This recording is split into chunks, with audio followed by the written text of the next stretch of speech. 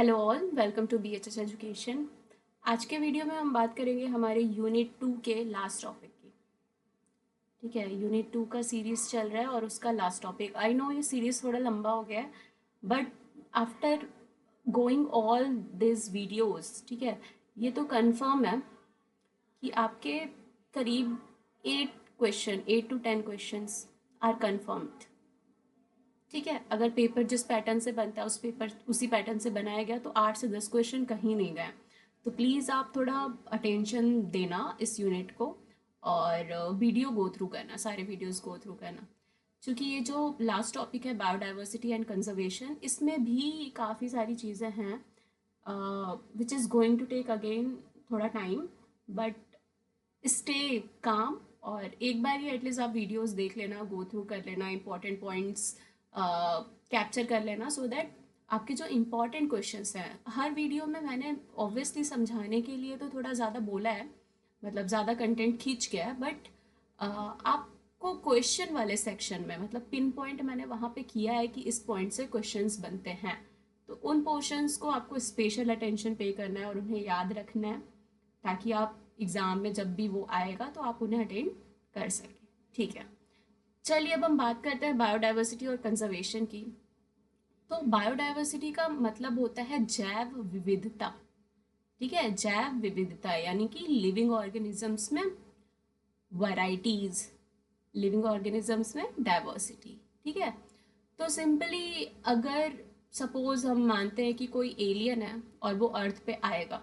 ठीक है, अर्थ पे जब भी कोई एलियन विजिट करेगा तो वो डेफिनेटली वो सरप्राइज होगा इस चीज़ को देख करके कि यहाँ पे कितने सारे लिविंग ऑर्गेनिजम्स हैं and their varieties. There is a huge variety of living organisms. ठीक है, from single cell to human beings. Single cell यानी कि बैक्टीरिया या फिर माइक्रो ऑर्गेनिज्म आप बोल सकते हो कंबाइनली। ठीक है, माइक्रो ऑर्गेनिज्म से लेकर के ह्यूमंस तक there is a huge variety of living organism, इसी को हम बोलते हैं बायोडाइवर्सिटी। ठीक है, आप देख सकते हैं कि 20,000 से भी ज़्यादा एंट स्पीशीज पाई जाती हैं। एंट की जो प्रजाति है वो 20,000 से भी ज़्यादा पाई जाती है अर्थ पर। 300,000 species of Beatles, 28,000 species of fishes, around 20,000 species of orchid. इसका मतलब क्या है कि एक ऑर्गेनिजम्स में, मतलब एक ऑर्गेनिज्म अगर हम एंट की बात करें तो उसकी इतनी स्पीशीज। ठीक है, तो इसी को हम बोलते हैं विविधता, वैराइटीज। और चूंकि this varieties are seen in living organisms, तो लिविंग वैरायटी, ठीक है, विच इज बायोडाइवर्सिटी। ठीक है, जैव विविधता। तो बायोडाइवर्सिटी की बात करी जाए तो it refers to the variety of life forms. ठीक है, वैरायटी ऑफ लाइफ फॉर्म्स, बहुत सारे वैरायटी ऑफ लाइफ जो कि हर level, all level of biological organisation में पाए जाते हैं, from molecules to cell to large ecosystem. आपको पता होगा कि जो लेवल ऑफ बायोलॉजिकल ऑर्गेनाइजेशन होता है उसके 4 टाइप्स होते हैं। एक होता है सेलुलर लेवल, ठीक है, tissue level, level tissue level, then organ level, फिर organ system level, organ system level. ठीक है, so these are the level of biological organisation. ठीक है, तो अगर कोई ऑर्गेनिज्म है जो सिर्फ एक सेल से मिल करके बना है तो हम उसको बोलेंगे सेलुलर लेवल ऑफ ऑर्गेनाइजेशन है। एक ऑर्गेनिज्म है जो ग्रुप ऑफ सेल से मिल करके बना हुआ है। ठीक है, और ये पूरा डिफाइंड है, कन्फाइंड है ये सेल्स एक कॉमन फंक्शन करने के लिए, तो उसको हम बोलते हैं टिश्यू लेवल ऑफ ऑर्गेनाइजेशन। फिर अलग अलग टिश्यू सिस्टम मिल करके ऑर्गन्स बनाते हैं।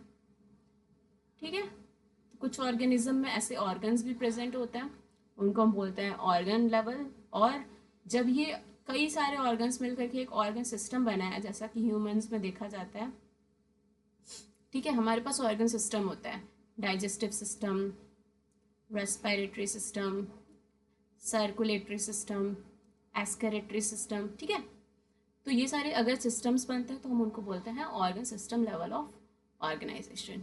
तो बायोडाइवर्सिटी हर वैराइटीज़ में पाई जाती है, from single cell to organ system level.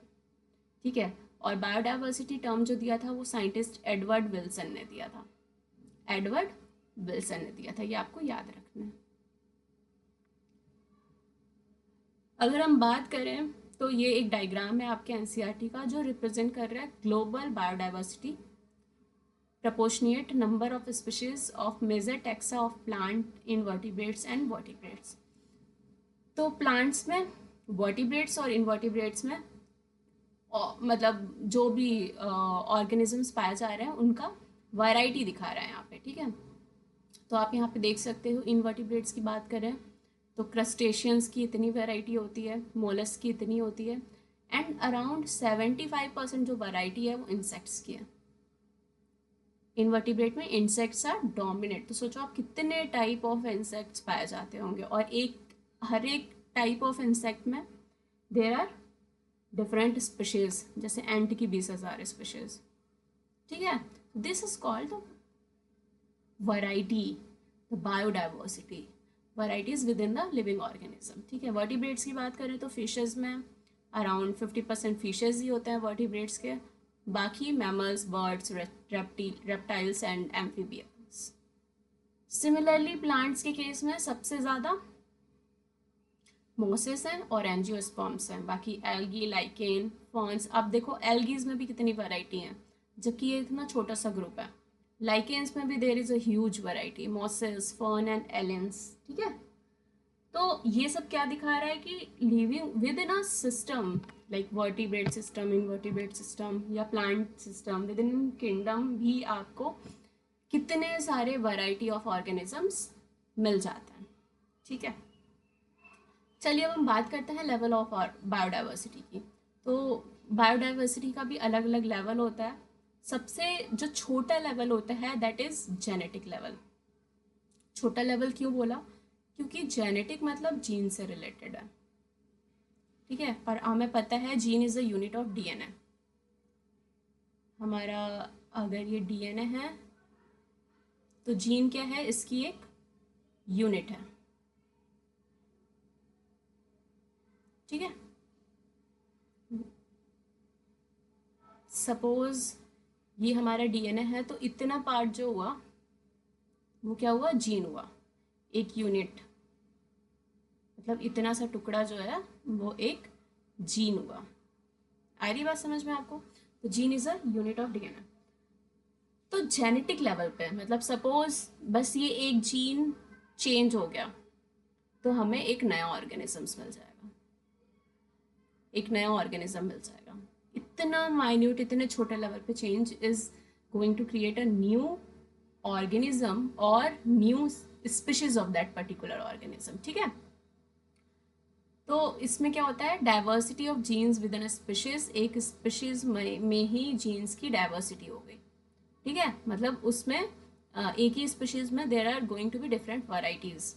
Example medicinal plant Rauwolfia vomitoria का दिया हुआ है। ठीक है, found in different Himalayan region, produces different amount of chemical reserpine. मतलब हिमालयन रीजन अलग अलग रीजन में, ठीक है, अलग अलग रीजन में अलग अलग इन्वायरमेंट है।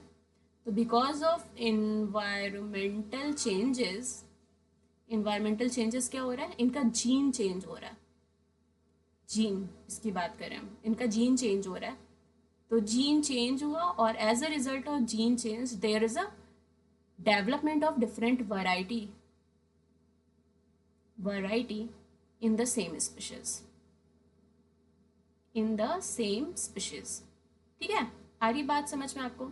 और फिर ये अलग अलग अमाउंट का ये केमिकल रिलीज कर रहे हैं जिसको हमने रेस्पायरिन कहा। ठीक है, तो सिंपली क्या हुआ, because of the environmental changes, क्योंकि हिमालयन के अलग अलग रेंजेस में, अलग अलग रीजन में अलग अलग इन्वायरमेंटल कंडीशन होती है, and because of that condition gene में चेंजेस हैं, जेनेटिक मैनिपुलेशन हुआ और नई वैरायटी बन गई सेम स्पीशीज में इस प्लांट की। ठीक है, ये एग्जाम्पल आप याद रखिएगा। और जब नई वैरायटी बनी तो उसमें केमिकल जो ये सेक्रेट कर रही थी, जिसके लिए ये फेमस है ये प्लांट, उसका भी अमाउंट अलग अलग पाया गया।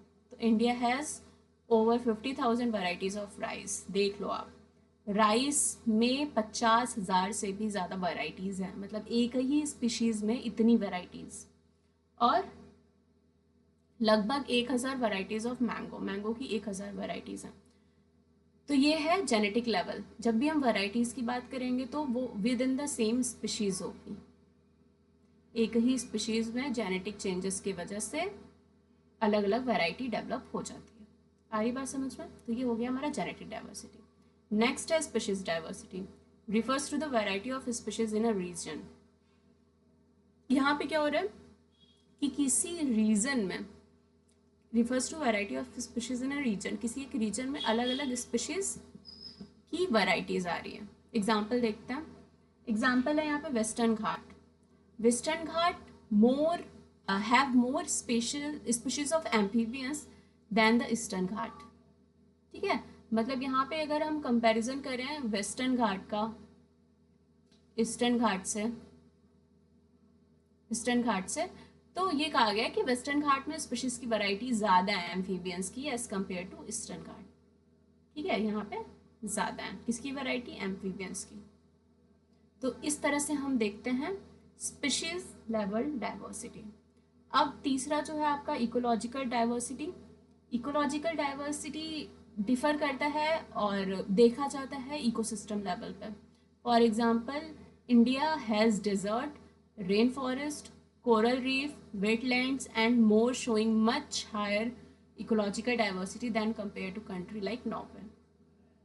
ठीक है, तो मतलब हम इकोसिस्टम को ऑब्जर्व कर रहे हैं कि कितने टाइप ऑफ आपके टेरेन है या लैंडस्केप है या इन्वायरमेंटल कंडीशन है। ठीक है, जिसके बेसिस पे हमें अलग अलग इकोसिस्टम मिल रहे हैं। डेजर्ट इकोसिस्टम हो गया, रेन फॉरेस्ट इकोसिस्टम हो गया, कोरल रीफ इकोसिस्टम हो गया। तो अलग अलग इकोसिस्टम होने की वजह से क्या होता है कि वहाँ पे वैरायटीज़ हो जाती हैं ऑर्गेनिजम्स की भी। ठीक है, उनके स्पीशीज़ की वैरायटी हो जाती है, उनके within species there are so many varieties. ठीक है, एज अ रिजल्ट हमें क्या मिलता है, इकोलॉजिकल डाइवर्सिटी। तो जब हम ब्रॉड वे में कंपेयर करते हैं तो हम ये कंपैरिजन कर लेते हैं कि जिस कंट्री में the country having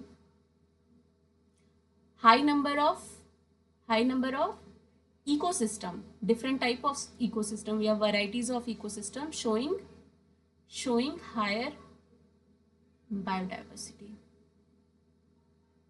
as compared to the other country। तो यहाँ पे इंडिया और नॉर्वे का एग्जाम्पल दिया गया है कि नॉर्वे में because of their condition, landscape situation और टेरेन की वजह से वहाँ पे वैराइटीज़ कम है स्पीशीज़ की as compare to India, because India is a tropical country. ठीक है, अब इम्पॉर्टेंट क्यों है बायोडाइवर्सिटी, हम इनकी बात कर रहे हैं बिकॉज दे आर हैविंग और putting some role in our ecosystem. तो इम्पॉर्टेंट क्या है, तो इम्पॉर्टेंट ये है कि इतना सारा जो वैरायटी है वो इवॉल्व होने में, डेवलप होने में बहुत टाइम लगा है। ठीक है, it took millions of years to evolve this life form, but we risk losing it all in just a few centuries due to human activities।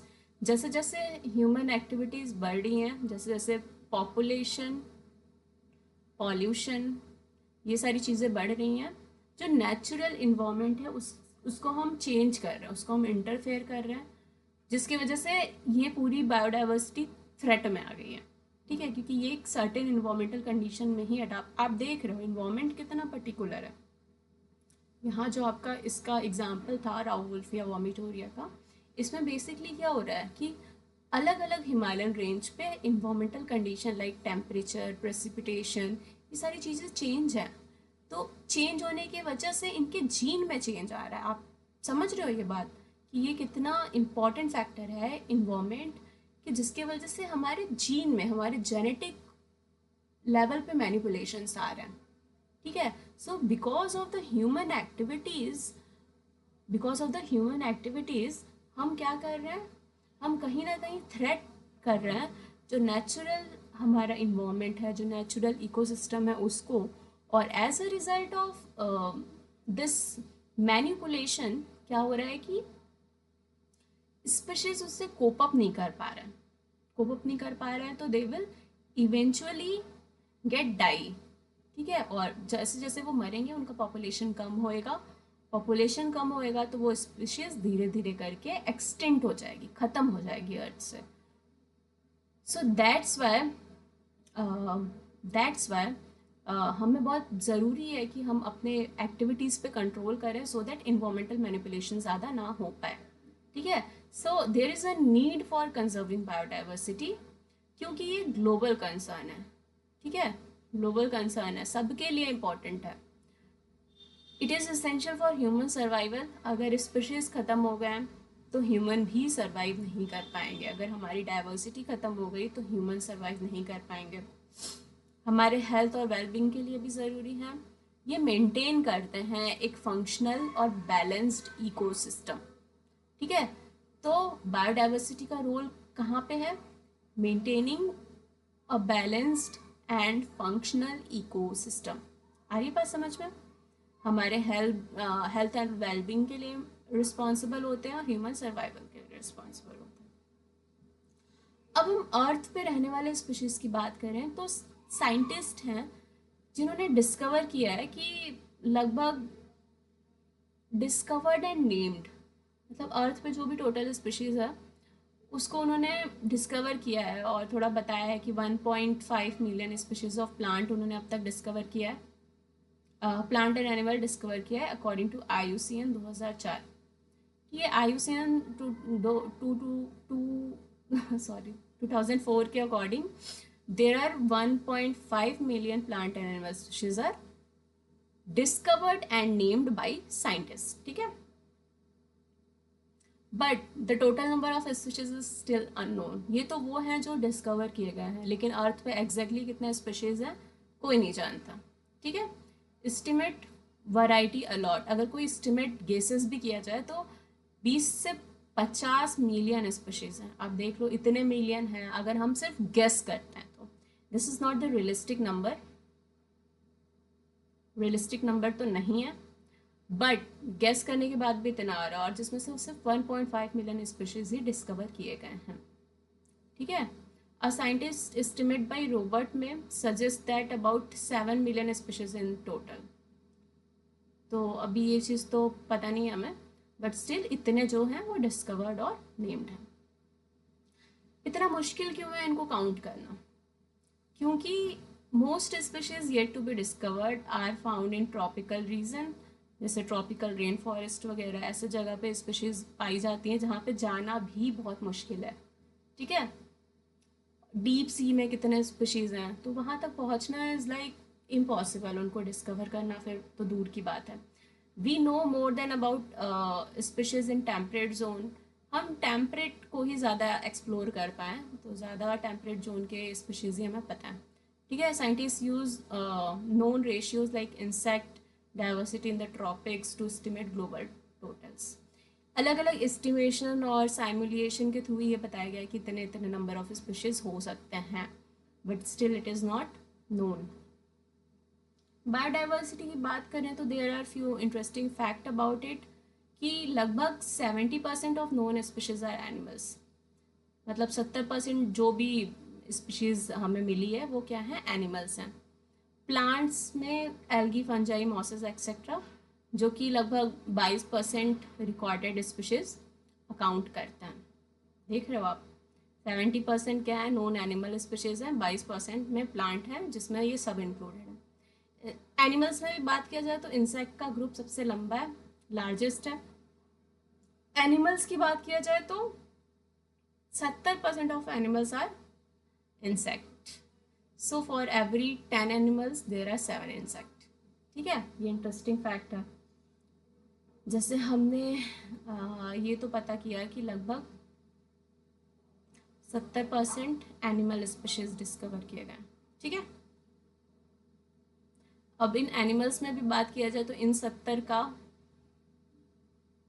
का अगर आप ग्राफ आगे मैनिपुलेट करो बनाओ तो उसमें से फिर से 70% जो है वो निकलेंगे आपके इंसेक्ट्स, सिर्फ और सिर्फ इंसेक्ट्स, बाकी 30% में सब कुछ। ठीक है, माइक्रो ऑर्गेनिज्म की बात किया जाए तो this are the prokaryotes. Prokaryotes का मतलब होता है, प्रो का मतलब होता है प्रिमिटिव, प्रिमिटिव यानी कि ओल्ड, और कैरियोट्स का मतलब है न्यूक्लियस। ठीक है, तो प्रोकैरियोट्स ऐसा बैक्टीरिया जिनका प्रिमिटिव न्यूक्लियस हो,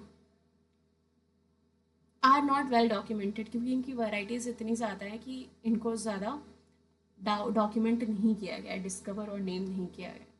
मे can't be grown in labs, और ये लैब्स कंडीशन में भी ज़्यादा ग्रो नहीं करते हैं, and conventional methods can't identify them. ठीक है, it is hard to approach and identify them. It's not easy thing कि आप एक एक स्पीशीज़ को डिस्कवर कर रहे हो, रिपोर्ट कर रहे हो। ठीक है, और इनमें भी क्या होता है कि बायोकेमिकल और जेनेटिक टेक्निक्स का यूज़ होता है।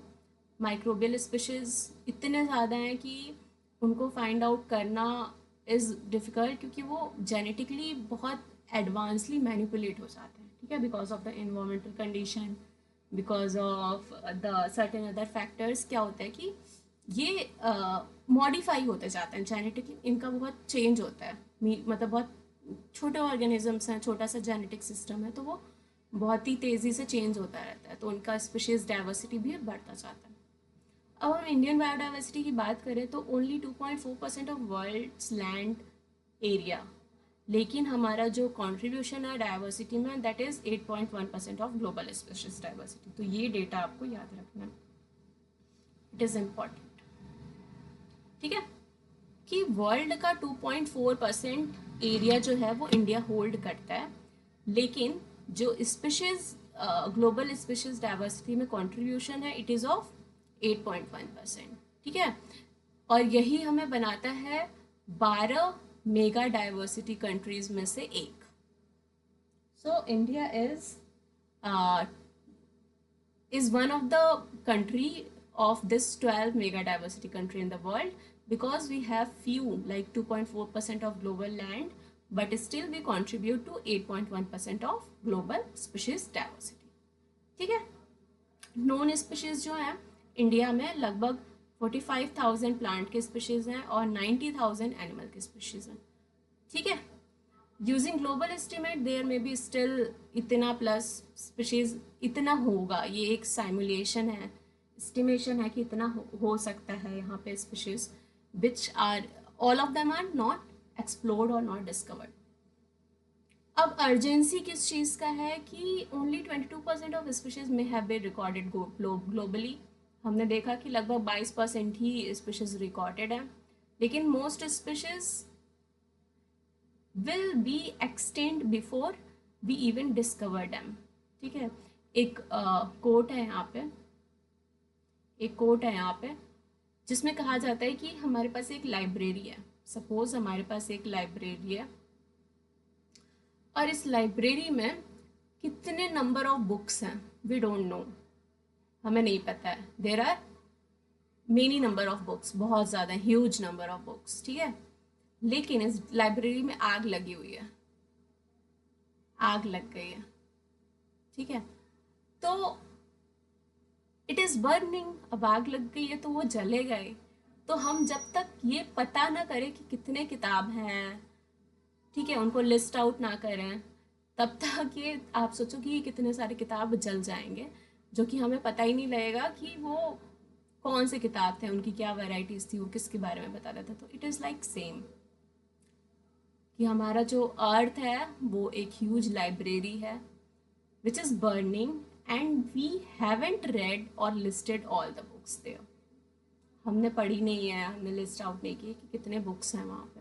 ठीक है, तो आप लाइब्रेरी की जगह अर्थ को रख लो और बुक्स की जगह बायोडाइवर्सिटी को रख लो, और आग की जगह, फायर की जगह आप रख लो किसको, ह्यूमन एक्टिविटीज और क्लाइमेट चेंज को। ठीक है, so because of this factors हमारी जो बायोडाइवर्सिटी है वो ख़त्म हो रही है। ख़त्म हो रही है और हम पता भी नहीं कर पा रहे हैं कि हमारे पास टोटल कितने नंबर ऑफ स्पीशीज़ हैं। ठीक है, चलिए अब बायोडाइवर्सिटी का एक पैटर्न पाया जाता है। अगर हम अर्थ की बात करें तो there is a pattern of biodiversity. हमें पता है कि नॉर्थ पोल है, साउथ पोल है और बीच में इक्वेटर है। ठीक है, तो ऐसा कहा जाता है कि ये जो इक्वेटर का एरिया है this is called tropics. This is called tropics. यहाँ पे सनलाइट ज़्यादा पड़ती है, प्रोडक्टिविटी ज़्यादा है, स्टेबिलिटी ज़्यादा है, क्लाइमेट एक जैसा रहता है। ठीक है, और जैसे जैसे हम नॉर्थ की तरफ बढ़ते जाएंगे, सिमिलरली जैसे जैसे हम साउथ की तरफ बढ़ते जाएंगे, हमारा अनस्टेबल इन्वायरमेंट बढ़ता जाता है। ठीक है, सनलाइट का अमाउंट कम होता जाता है, प्रोडक्टिविटी कम होती जाती है, तो एज अ रिजल्ट बायोडाइवर्सिटी भी कम होगी। तो सबसे ज़्यादा बायोडाइवर्सिटी बीच में पाई जाएगी, इक्वेटर रीजन में। और जैसे जैसे हम पोल्स के साइड मूव करेंगे वैसे वैसे बायोडाइवर्सिटी कम होती जाएगी। तो सिंपली इस चीज़ को बोलते हैं latitudinal gradient, biodiversity and the equator. तो biodiversity is not evenly spread across the earth, हर जगह स्प्रेड बराबर नहीं है। क्यों? क्योंकि there is a latitudinal gradient, एक पैटर्न पाया जाता है। ग्रेडियंट का मतलब होता है चेंज होना, लैटिट्यूडनल मतलब लैटिट्यूड के साथ ये चेंज हो रहा है।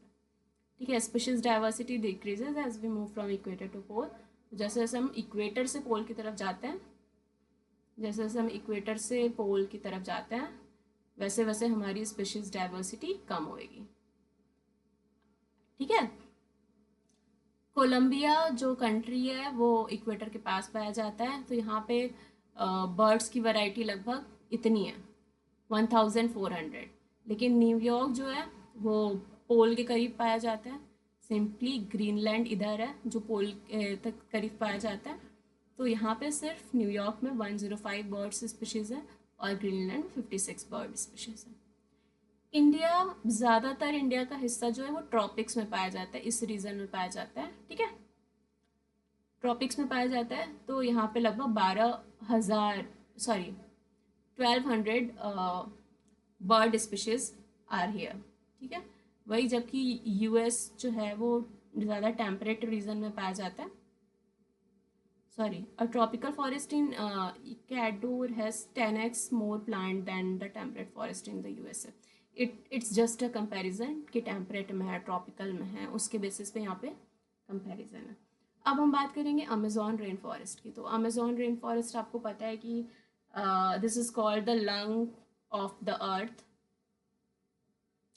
The earth. ठीक है, यहाँ पे क्या है 40,000 प्लस प्लांट स्पीशीज हैं, 3,000 प्लस फिश स्पीशीज हैं, 1,300 बर्ड स्पीशीज हैं। देख रहे हो आप कितना ज़्यादा, क्योंकि ये मोस्टली ट्रॉपिक्स रीजन में पाया जाता है, नियर द इक्वेटर वाले रीजन में। ठीक है, इतने मैमल, इतने एम्फीबियंस, इतने रेप्टाइल। तो एस्टिमेट किया गया कि 2 मिलियन इंसेक्ट स्पीशीज में भी still be undiscovered here. Amazon rain forest में इतने इंसेक्ट के स्पीशीज होंगे जिनको अभी तक डिस्कवर नहीं किया गया है। ठीक है, Amazon rain forest mostly area present in Brazil. तो ये सब कुछ क्वेश्चन है, अमेजोन से रिलेटेड क्वेश्चन आ सकता है कि लंग ऑफ द अर्थ किसको कहा जाता है। ठीक है, या ये कहाँ पड़ता है, या वाई ब्राज़ील में कितना कंट्रीब्यूशन है फॉरेस्ट का, किस तरह का फॉरेस्ट है यहाँ पे, ट्रॉपिकल रेन फॉरेस्ट है, ये सब याद रखना है, इसके क्वेश्चंस बन सकते हैं। Tropical rain forest. ठीक, चलिए हमारा अगला टॉपिक है स्पीशीज एरिया रिलेशनशिप। अब हमें पता है कि स्पीशीज हर जगह सेम अमाउंट में डिस्ट्रीब्यूटेड नहीं है, there is a gradient pattern is there. ठीक है, तो स्पीशीज एरिया को अगर हम डिवाइड करें, मतलब स्पीशीज का रेशियो एरिया के रिस्पेक्ट में हम निकालें तो कैसे पता कर सकते हैं। तो अलेक्जेंडर वॉन हम्बर्ट ने इसको डिस्कवर किया था, इस पैटर्न को, और इनकी जो स्टडी थी वो साउथ अमेरिकन फॉरेस्ट में किया गया था। ठीक है, इनके अकॉर्डिंग बेसिकली यही है कि एरिया बड़ा होगा तो स्पीशीज काउंट भी ज़्यादा होगा। तो स्पीशीज रिचनेस एरिया। तो जैसे जैसे आप एरिया बढ़ाओगे, यहाँ पे इतना एरिया लिया तो स्पीशीज काउंट इतना, यहाँ पे इतना एरिया लिया तो स्पीशीज काउंट इतना बढ़ गया, ठीक है। फिर एरिया आप और बढ़ा रहे हो तो स्पीशीज काउंट इतना बढ़ा। तो ये एक पैटर्न फॉलो होता है यहाँ पे। और जब इनका लॉग स्केल आप ड्रॉ करोगे, S is equal to C A to the power Z, और जब आप इसका लॉग स्केल ड्रॉ करोगे तो ये ऐसे स्ट्रेट लाइन आएगी, ठीक है। Log S is equal to log C plus Z log A. अब इसमें देखते हैं हम अलग अलग कंपोनेंट क्या है, एस सी ए और जेड क्या होता है। तो more area explored more species found, simply directly proportional relationship है। एरिया ज़्यादा, एरियाज के प्रोपोर्शनैलिटी में स्पीशीज रिचनेस, ठीक है। This relationship applies to plant, birds, bat, fresh water fishes, इन सब पे ये अप्लाई करता है। मैथमेटिकली फॉर्मूला ये है, log S is equal to log C plus Z log A. और एस बताता है स्पीशीज रिचनेस, ए बताता है हमें एरिया, सी जो है कांस्टेंट टर्म है जो कि इंटरसेप्ट बताता है, स्लोप बताता है, और जेड क्या बताता है हमें, स्लोप ऑफ द लाइन बताता है, ठीक है। ये सिंपली आप इसको याद रखिएगा, स्पीशीज एरिया रिलेशनशिप क्या बताता है और इसमें कौन कौन से कंपोनेंट होते हैं, इसका फॉर्मूला याद रखिएगा, एज इट इज क्वेश्चन आ सकता है। और यहाँ पे जो की फैक्टर है about the slope, Z value. तो जेड वैल्यू जो होता है 0.1 to 0.2 होता है फॉर स्मॉल एरियाज, और लार्ज एरिया के लिए लाइक कॉन्टिनेंट वगैरह के ये स्लोप स्टीपर होता जाएगा, ठीक है, जिसका जेड वैल्यू 0.6 to 1.2 होगा। एग्जाम्पल में for fruit eating birds and mammals in tropic forest Z is equal to 1.15, ठीक है। मतलब सिंपली कि अगर हम एरिया बढ़ाएंगे तो हमारा जेड का वैल्यू भी बढ़ेगा, बस इतनी सी बात है। What do steeper slope mean, as area increases the number of increase rapidly, ठीक है। This is specially true for a large region for continent with rich ecosystem, continents की बात कर रहे हैं। Now the importance of species diversity to the ecosystem. अब ecosystem के respect में डाइवर्सिटी का इंपॉर्टेंस क्यों है, ठीक है। Does having more species really matters, क्या ये हमारे लिए ज़रूरी है कि ज़्यादा नंबर ऑफ स्पीशीज हो। तो इकोलॉजिस्ट हैव लॉन्ग आस्क्ड, मतलब कि does the number of species in an ecosystem affect how well it works. तो फाइनल आंसर कुछ ऐसा ही है कि yes, many studies suggest that more species मतलब मोर इकोसिस्टम इज स्टेबल। अगर ज़्यादा नंबर ऑफ स्पीशीज होंगे तो उस इकोसिस्टम को उतना स्टेबल माना जाता है और उतना ही प्रोडक्टिव माना जाता है, ठीक है। तो स्टेबल इकोसिस्टम का कॉन्सेप्ट ही यही है कि उसमें कंसिस्टेंट प्रोडक्टिविटी होती रहेगी, रेजिस्टेंस और रेजिलियंस का पावर होगा। अगर मान लो कोई फैक्टर्स हैं जो इकोसिस्टम को डैमेज कर रहे हैं, जैसे कि सपोज फ्लड आ गया, फायर आ गया, तो वो इकोसिस्टम उसके अगेंस्ट रेजिस्टेंस शो करेगा, ठीक है, या फिर रेजिलियंस शो करेगा। रेजिस्टेंस इसकी आग को बढ़ने नहीं देना, रेजिलियंस इसकी आग लग भी गई है तो उसको वो कैसे ओवरकम कर सकता है, इकोसिस्टम खुद से उसको रेजिलियंस की पावर शो करता है, ठीक है। तो resilience is this word to natural और ह्यूमन कॉज डिस्टर्बेंस। और तीसरा है resistance to invasive species. Invasive मतलब कि उस एरिया की नेटिव स्पीशीज नहीं है। सपोज ये कोई एरिया है और यहाँ पे जो रहने वाले स्पीशीज होते हैं उनको हम बोलते हैं नेटिव स्पीशीज, और जो बाहर से आते हैं उनको हम बोलते हैं एलियन स्पीशीज, ठीक है, एलियन स्पीशीज। तो एलियन स्पीशीज जब भी इस एरिया में आएगा तो वो उसके अगेंस्ट क्या शो करता है, रेजिस्टेंस शो करता है, उसको ग्रो नहीं करने देता है। तो this are the features of stable ecosystem. अब एक एक्सपेरिमेंट किया था डेविड टिलमैन ने, और इनके अकॉर्डिंग इन्होंने कुछ की एविडेंसेस पाए थे इकोसिस्टम स्टेबिलिटी के कॉन्सेप्ट में, ठीक है। तो इन्होंने कई सारी स्टडीज़ की थी, आउटडोर इंडोर स्टडीज़ की थी, और फिर इन्होंने एक प्लॉट बनाया हायर स्पीशीज रिचनेस का, had less variation in biomass over the years और शोड हायर प्रोडक्टिविटी।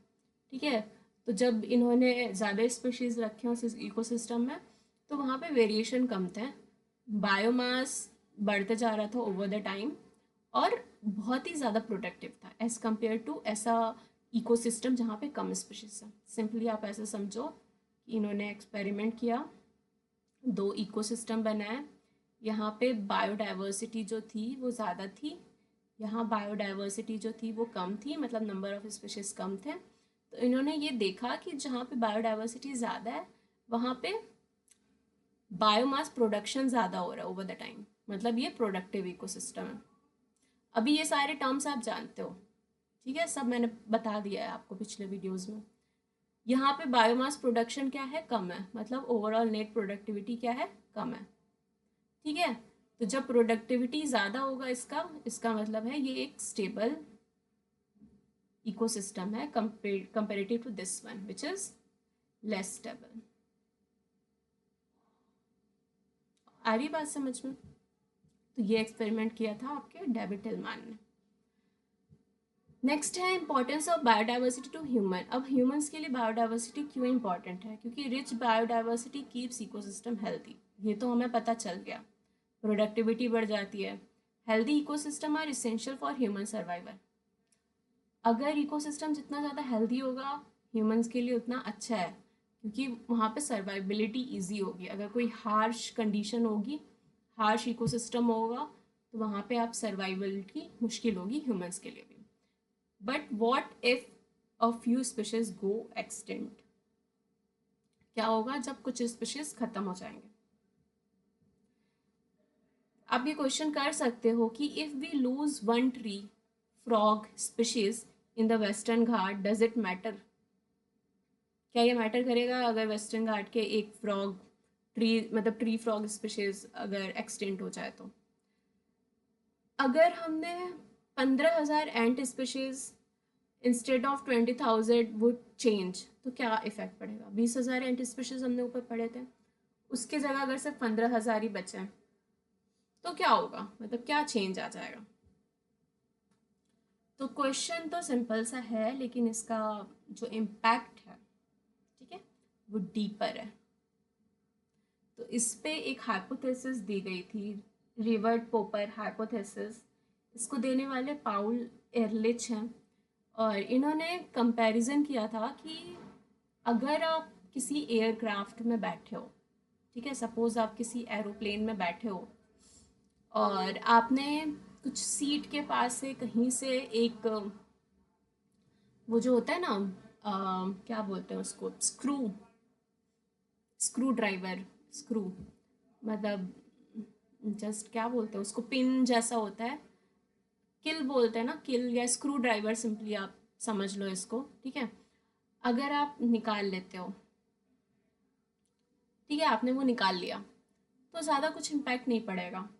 बट अगर ये कहा जाए कि जितने भी पैसेंजर बचे हैं वो हर जगह से निकालते रहें निकालते रहें निकालते रहें, किल्स निकालते रहें वहाँ से, ठीक है, जो पेच लगा हुआ है एयरक्राफ्ट में हर जगह से निकालते रहें, वो एक एक अपने साथ लेके जा सकते हैं, तो क्या होगा, इवेंचुअली एयरक्राफ्ट के ऊपर आपका ट्रस्ट कम हो जाएगा, क्योंकि वो कभी भी किसी भी टाइम क्रैश कर सकता है, अब उससे इतने ज़्यादा किल निकल चुके हैं। आई बात समझ में? तो एक दो से तो हमें इफ़ेक्ट नहीं पड़ता, लेकिन इवेंचुअली ऐसे इवेंट्स होते जाएंगे तो फिर इफ़ेक्ट पड़ेगा, ठीक है। तो अगर passenger humans start removing rivet species, comparison किया है इसको वन बाय वन, तो at first the plane might still fly, but as more rivets are lost the plane become weaker and may crash. ठीक है, अगर कोई विंग एरिया से निकाल लिया, जो कि बहुत इंपॉर्टेंट एरिया है, तब तो पक्का ही क्रैश होना है तो this is the reason, this is the answer of this question, this hypothesis, ठीक है। दैट्स वाई बायोडाइवर्सिटी और species richness are very important for us in ecosystem. Losing some species may not affect much right away, तुरंत तुरंत affection नहीं मिलता है, but losing many species cause the entire system to fail। ये बात आपको याद रखनी है कि ज़्यादा स्पीशीज होंगे तो हमारा सिस्टम कोलैप्स कर जाएगा, सिस्टम फेल हो जाएगा, स्टेबिलिटी ख़त्म हो जाएगी इकोसिस्टम में। ठीक है, तो आप यहाँ से कौन सी बातें लेके जा सकते हो कि हर एक स्पीशीज मैटर करता है, even if its role is not obvious, तब भी वो मैटर करता है। हमारे लिए मच्छर भी इम्पॉर्टेंट है, मक्खी भी इम्पॉर्टेंट है, छिपकली भी इम्पॉर्टेंट है, फ्रॉग भी इम्पॉर्टेंट है।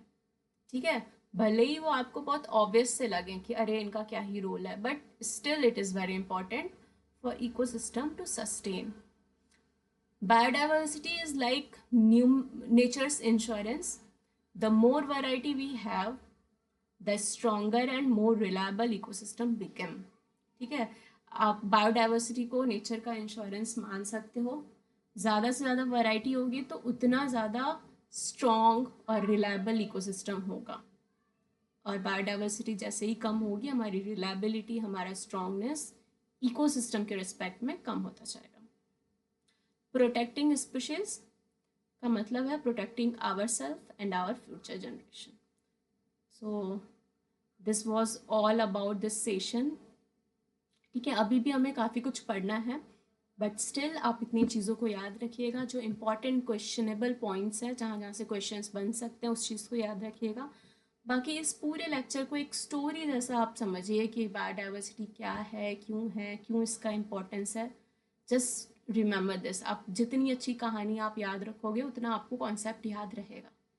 ठीक है, आज के वीडियो में इतना ही, बाकी नेक्स्ट जो है उसमें मैं ख़त्म करने का कोशिश करूँगी पूरा। ठीक है, चलिए अगले वीडियो में मिलते हैं। Thanks for watching this video.